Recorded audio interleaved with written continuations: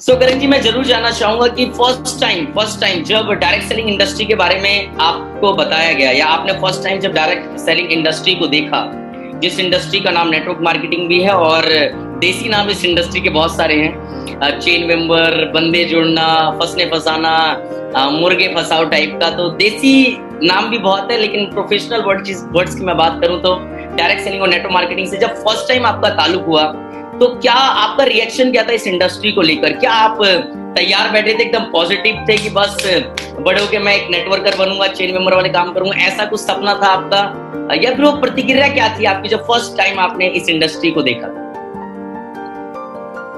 Varinder sir, जब मैं पहली बार मैंने सेमिनार अटेंड किया मुझे याद है, और पहली बार जब मैं नेटवर्क मार्केटिंग के सेशन में बैठा हुआ मुझे याद है, ये बात है धौलाकुआ की। धौलाकुआ के पास में एसआर ऑडिटोरियम है, सर्वपल्ली राधाकृष्ण ऑडिटोरियम शायद पूरा नाम उनका ये है। तो वहाँ पे मैंने पहली बार सेशन को अटेंड किया था और मैं रियली बता रहा हूँ, मेरे लिए बिल्कुल ही अलग दुनिया थी वो। मुझे समझ में नहीं आता ये हो क्या रहा है यहाँ पे, क्योंकि जब मुझे किसी ने रेफरेंस से बुलाया था और मैं आकर के बैठा, पीछे की रो में ही बैठा हुआ था, तो लोग शोर मचा रहे थे, लोग तालियां बजा रहे थे। मैं कहा कहाँ गया हूँ मैं, ये हो क्या रहा है, क्योंकि आज से पहले ऐसी चीजें देखी नहीं थी कभी भी। और जब आए थे तब ये लगता था नहीं क्या है यार, ऐसा हमको क्यों नहीं पता चला, ऐसा अगर ऐसे पैसे कमा सकते तो हर कोई क्यों नहीं कमा रहा।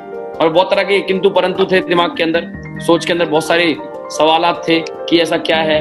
और हम लोग लाख मना कर लेंगे, डिस्कस मत करियो। तो पहली बार तो पॉजिटिव से थे कि हाँ चलो देखते करके कर दे, खोने के लिए कुछ नहीं है, पाने के लिए तो बहुत कुछ दिखाई दे रहा है। कि कोई कह रहा है मैं 3 लाख कमा रहा हूँ, कोई कह रहा है 5 लाख कमा रहा हूँ, कोई कह रहा है मैं 10 लाख कमाता हूँ, कोई कह रहा है मैं 12 लाख कमाता हूँ। तो मुझे समझ में एक चीज आई थी कि अगर इतना ही कमा रहे हैं, ये कर रहे हैं, तो बाकी लोग तो पागल हैं कि जो खाम का कहीं पढ़ाई लिखाई करते हैं। कोई कह रहा है कि मैं पढ़ा लिखा नहीं हूँ तो मैं 3 लाख कमा, मतलब एक तरह से अंदर से बिल्कुल अलग थॉट प्रोसेस था। मैं कहा यार अगर यही करना होता तो सब लोग ही ना कर लेते, सब लोगों ने क्यों नहीं करा आज तक।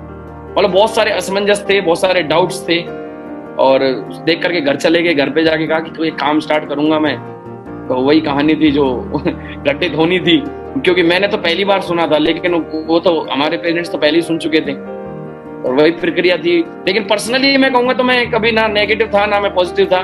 बस एक चीज सोच रहा था कि यार इतने सारे लोग एक साथ पागल तो नहीं हो सकते कि संडे का दिन है, या फिर मतलब एक साथ इतने सारे लोग कुछ गलत भी नहीं कह सकते।